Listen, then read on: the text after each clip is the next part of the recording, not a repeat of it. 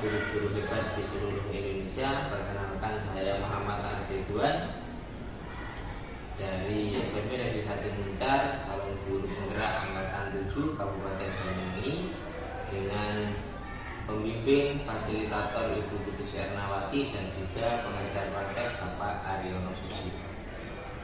Baik, pada kesempatan ini saya akan melaksanakan coaching untuk supervisi akademik, di mana kegiatan ini nanti bertujuan untuk sarana pembelajaran khususnya bagi saya sendiri dan juga rekan saya, semoga bisa merencanakan pembelajaran agar lebih baik dan juga dengan mudah akan mengembangkan peserta didik kita. Nanti akan 3 tahapan, yaitu pra observasi, kemudian observasi, dan pasca observasi. Di samping saya sudah ada rekan saya, yaitu Ibu Dewi Sartika, yang nantinya kita akan berbincang-bincang bagaimana merencanakan pembelajaran dengan sebaik-baiknya. Oke, selamat pagi Bu Dewi. Selamat pagi. Bagaimana kabarnya? Alhamdulillah sehat. Alhamdulillah sehat. Semoga kita selalu diberikan kesehatan oleh Allah Subhanahu wa taala, sehingga kita dapat menjalankan aktivitas kita sebagai guru dan juga bisa mendidik murid-murid kita dengan baik. Pastinya bahagia dan bahagia. Luar biasa. Baik Ibu, kita hari ini akan melaksanakan bincang-bincang dalam rangka coaching untuk supervisi akademik. Nanti akan ada 3 tahapan, yaitu pra observasi, kemudian observasi, dan juga pasca observasi. Tujuan dalam supervisi ini intinya saya berniat untuk belajar bareng jenengan, juga ingin menimba ilmu bareng jenengan, yang tujuan utamanya adalah bersama-sama meningkatkan proses pembelajaran agar lebih baik dan juga bermakna, sehingga kita bisa lebih mudah mengembangkan keterampilan kita. Menurut Bu Dewi, harapan apa yang diharapkan dalam perbincangan ini? Bu Dewi punya harapan apa yang kira-kira? Semoga setelah perbincangan kita kali ini membawa manfaat untuk saya pribadi. Jadi semakin banyak ilmu dari Pak Anas sebagai CGP untuk saya pribadi dalam peningkatan kualitas pembelajaran saya sendiri di pelajaran bahasa Indonesia. Mungkin nanti ada sesuatu yang baru yang bisa saya terapkan di pelajaran saya. Iya Bu, betul sekali, kita sama-sama belajar ya. Saya juga banyak belajar nanti dari ini. Baik Bu, kira-kira materi apa ini yang sudah Ibu rencanakan untuk pembelajaran besok? Oke, untuk pembelajaran besok anak-anak akan belajar tentang surat pribadi dan surat dinas. Jadi di akhir nanti anak-anak akan lebih dikembangkan dalam bidang elemennya menulis ya. Jadi keterampilan menulis biar anak-anak bisa membuat surat pribadi maupun surat dinas dengan benar. Lalu untuk pertemuan besok anak-anak akan masuk ke materi struktur. Jadi struktur surat pribadi dan surat dinas. Intinya Dewi akan menjelaskan materi tentang surat ya, surat resmi ataupun surat dinas. Ya memang ini kayaknya surat itu menjadi hal yang sepele, tapi peruntukannya menjadi apa kadang juga perlu sangat dicermati dan dipahami. Kira-kira tujuan pembelajaran yang ingin dicapai Bu Dewi besok seperti apa? Tujuan pembelajarannya yang saya harapkan ya tentunya anak-anak nanti bisa menulis surat dinas dan surat pribadi dengan tepat, sesuai dengan EYD, sesuai dengan strukturnya, kebahasaannya dan sebagainya. Karena sekarang itu memang banyak surat dinas, terutama ya surat dinas itu banyak yang beredar dan sudah dipakai, tapi kesalahannya juga banyak. Tapi itu dimaklumi, ibaratnya gitu ya. Jadi memang sebenarnya salah, tapi karena sudah turun-turun, kebiasaan yang salah akhirnya ya sudah jadi sesuatu yang biasa saja. Nah itu yang perlu diperbaiki. Jadi kalau anak-anak sudah bisa bisa, oh ini ternyata keliru dan ini penulisannya salah, huruf kapital dan sebagainya, kan itu bisa membuat anak-anak menjadi lebih baik lagi dalam bidang tulis menulis, keterampilannya menulis. Penting sekali ya, jadi anak-anak mengetahui itu karena surat yang banyak beredar pun terkadang itu sebenarnya salah, tapi karena sudah terbiasa menggunakan format seperti itu, artinya terbiasa dibiarkan. Gitu. Iya. Kemudian untuk besok Bu, ketika jenengan pembelajaran itu kira-kira apa ini yang disiapkan? Mungkin ada PP.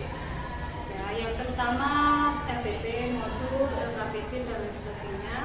Karena di awal anak-anak itu kan sudah dikelompokkan, jadi anak-anak berdasarkan kinestetik, visual, audiovisual sudah ditentukan yang minatnya gimana. Nanti materinya akan saya sajikan dalam bentuk video, ada gambar, ada visualnya dan lain sebagainya, audionya juga ada. Nanti akan di-share di grup WA anak-anak, jadi bisa dipelajari oleh anak-anak. Nanti akan membentuk sebuah kelompok menganalisis struktur dari surat pribadi dan surat dinas itu. Jadi sebelumnya anak sudah dilaksanakan tes diagnostik ya. Jadi untuk mengetahui karakter masing-masing anak gitu ya. Nah biasanya Ibu kan sudah lama nih jadi guru ya. Biasanya dalam mengajar itu kesulitan apa yang dialami? Ya keragaman dari siswa itu. Jadi sebagai guru kan kita harus bisa menampung semua keragaman anak-anak tadi. Jadi gimana caranya kita bisa membuat pembelajaran berdiferensiasi. Jadi mulai dari konten, proses sampai di produk hasil akhir. Nah itu disesuaikan dengan anak-anak. Itu yang mungkin memang agak sulit karena kadang di tes anak-anak sebenarnya minatnya di A, ternyata ketika berjalannya waktu ada anak ini ternyata sebenarnya minatnya bukan di sini, di B gitu. Itu yang sulit. Itu memang tugas kita kan memfasilitasi anak-anak ya. Terkadang anak ketika diagnostik itu dia kinestetik, tapi ketika diberikan materi atau anaknya visual, ketika diberikan tontonan, tapi ternyata kok dia malah lebih cenderung ke kinestetik gitu ya. Itu kesulitan yang mungkin jenengan alami gitu ya. Ya gimana kita juga memang tugasnya kan memfasilitasi anak-anak ya, jadi mau nggak mau kita harus mengikuti anak-anak. Untuk strateginya Bu Jenny, strateginya Bu seperti apa biasanya? Tadi kan tidak disebut diferensiasi ya, mungkin lebih ditambahkan diferensiasinya seperti apa? Oke, strategi atau ada strategi lain? Kalau untuk diferensiasinya nanti kan disesuaikan dengan materi ya. Kalau misalkan itu tidak bisa sampai ke diferensi produk, bisa sampai di proses saja. Lalu untuk kelompok itu juga saya inginnya yang heterogen, jadi bercampur.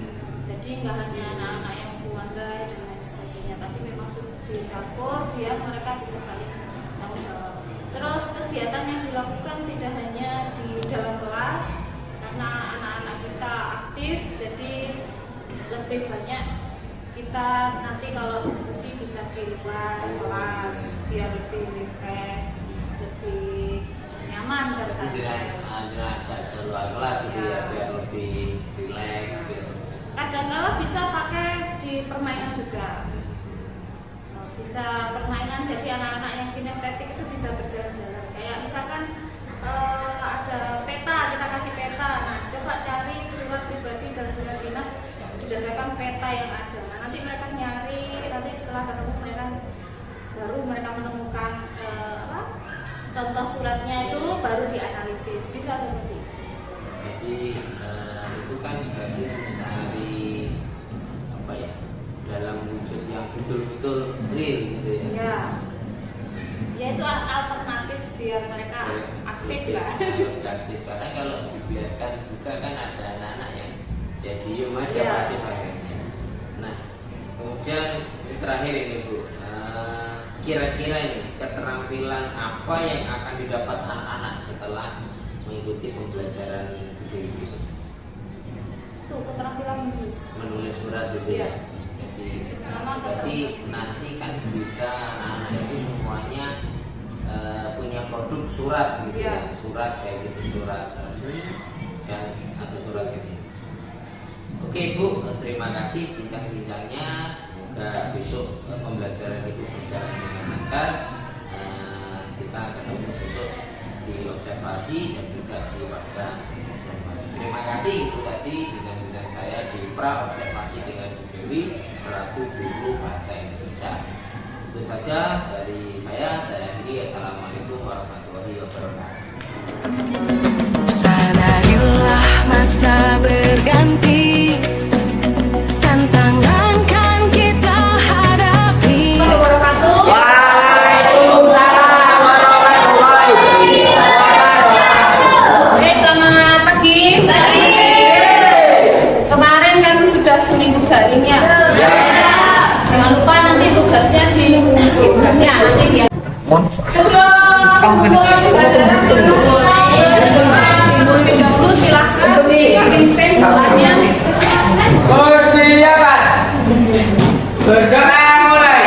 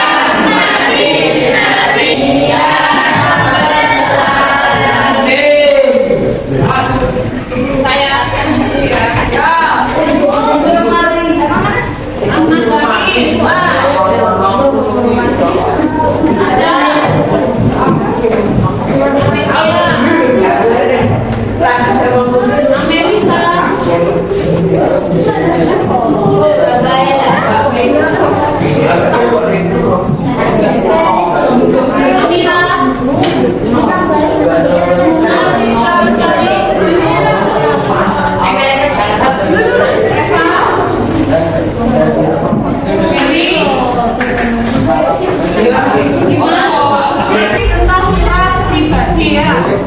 Nah, hari ini kita akan belajar menentukan struktur dari surat pribadi dan surat dinas.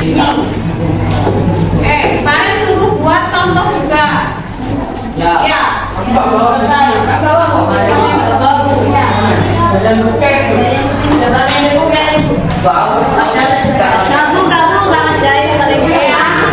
Berarti hari ini kita akan belajar strukturnya dari surat dinas maupun surat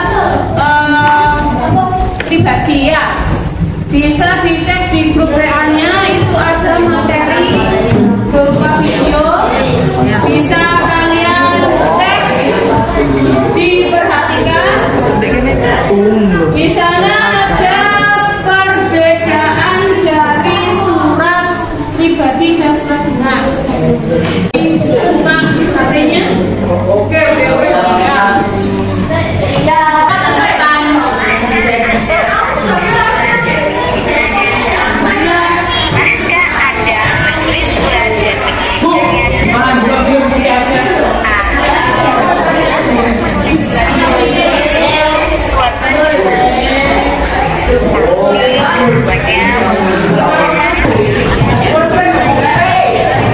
Saya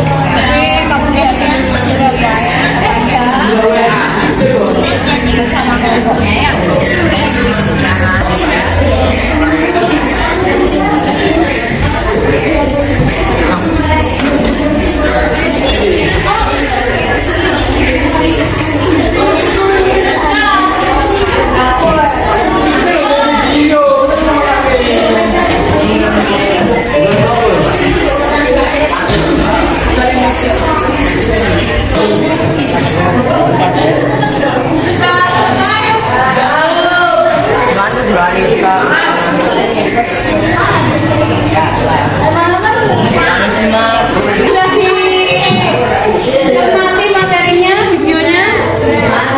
Sudah? Mungkin ada yang ditanyakan? Ada? Kalau tidak ada silakan kalian membentuk kelompok menjadi 3 kelompok besar ya. Jadi masing-masing kelompok isinya adalah 11. Karena ada yang nggak masuk 1 ya. 11 dari 33 ya. Silakan membentuk kelompok. Malah ngesat Boleh ya, laki sama perempuan boleh. Sudah? Berapa ini? 2 dan 8 berarti ada 5 yang gabung ya. Atau separuh. Pilih sendiri apa itu? Silakan memilih sendiri. Cek bolongku. Oke. Adik bolongku. Ayo kelompok 1. Nanti dengarkan dulu. Dengarkan dulu. Jadi nanti di kelompok kalian nanti kalian akan mendapatkan 2 jenis surat. Ada surat dinas dan surat pribadi. Silahkan nanti bersama kelompoknya dicari strukturnya ya. Oke Dimas, dicari strukturnya. Jadi ini boleh dicoret-coret. Misalkan yang ini namanya apa, ini apa dan lain sebagainya. Oke? Mungkin ada yang belum paham? Belum paham. Jadi ada 2 surat. Di sini ada 2 surat. Yang ini namanya surat pribadi. Yang ini namanya surat sekolah. Kalian nanti mencari strukturnya seperti di video. Ini namanya apa?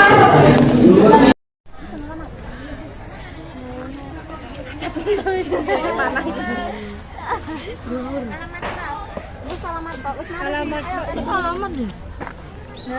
Lah iki kan. Alamat iki lho.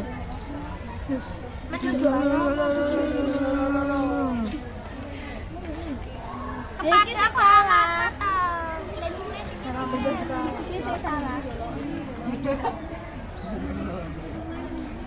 Terus sama tak coretan masuk tipek.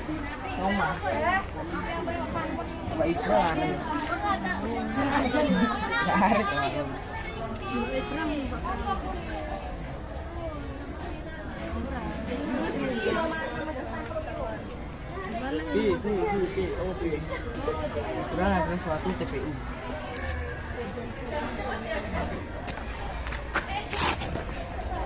Kok surat enek, tanggal surat enek, nomor surat, DP,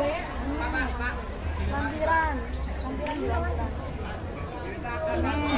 Serial, enek, alamat, enek, salam pembuka, enek, isi surat, enek, salam penutup, enek, nama dan spanduk, enek, tembusan surat enek. Oh iya. Ya ini tembusan dari dewe kasa. Tembusan ki hormat kami, ketua Andi ki hormat kami. Mari. Ya, tembusan ki hormat kami. Enggak. Udah ini bila ke kelas. Nanti diskusi siapa yang mau perwakilan tampil. Ya. Perwakilan cowok. Salam. Sebenarnya Assalamualaikum warahmatullahi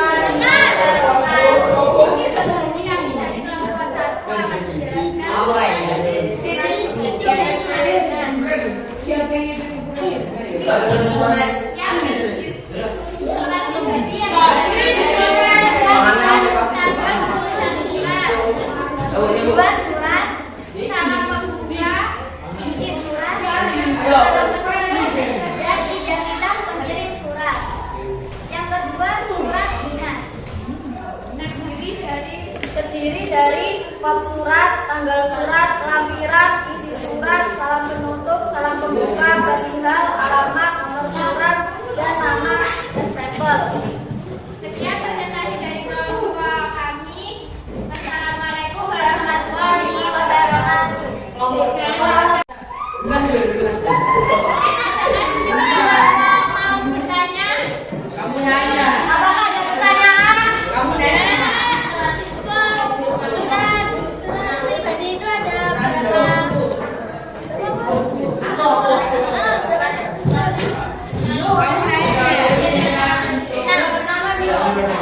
Ada pertanyaan lagi? Kalau surat dinas.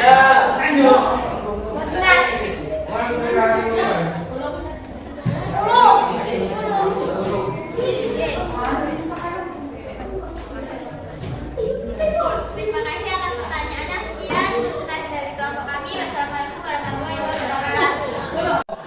Oke, diperhatikan. Nah, tadi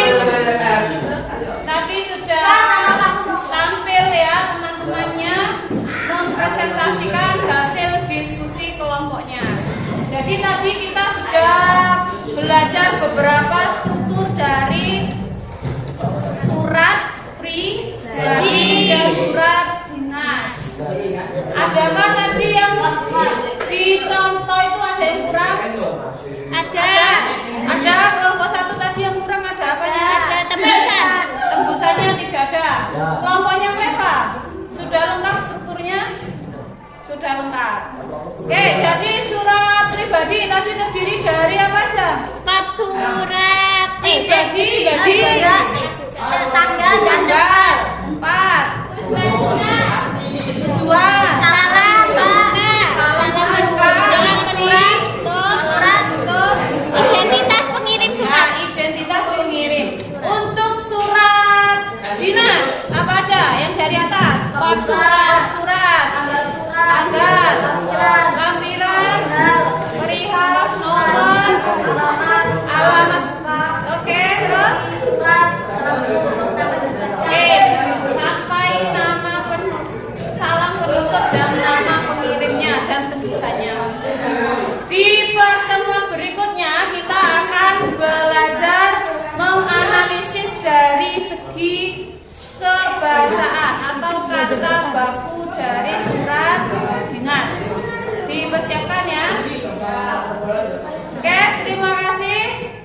Tetap jaga kesehatan. Jangan lupa tugas selanjutnya bisa saya akhiri. Wassalamualaikum warahmatullahi wabarakatuh. Waalaikumsalam warahmatullahi Tangan untuk negeri, era kita menanti berseri. Assalamualaikum warahmatullahi wabarakatuh. Perkenalkan saya Muhammad Al-Sujuan. Kita melanjutkan yaitu proses coaching sebagai untuk supervisi akademik.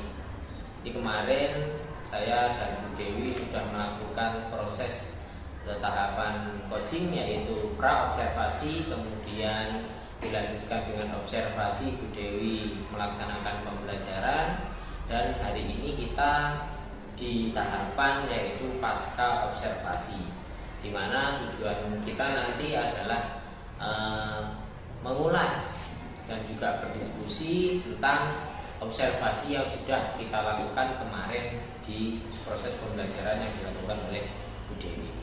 Selamat siang Bu Dewi. Ya, siang. Alhamdulillah kemarin Bu Dewi sudah melakukan pembelajaran ya. Kemudian saya sedikit melihat ada beberapa hal yang kita akan diskusikan pada hari ini. Yang pertama adalah bagaimana perasaan Bu Dewi setelah melaksanakan pembelajaran kemarin? Untuk kemarin ya, jadi karena memang rutinitas kita juga mengajar, jadi biasa saja sebenarnya ya. Jadi karena sudah terbiasa mengajar setiap hari, jadi tidak masalah meskipun ada supervisi dan lain sebagainya. Jadi mengalir seperti apa adanya saja.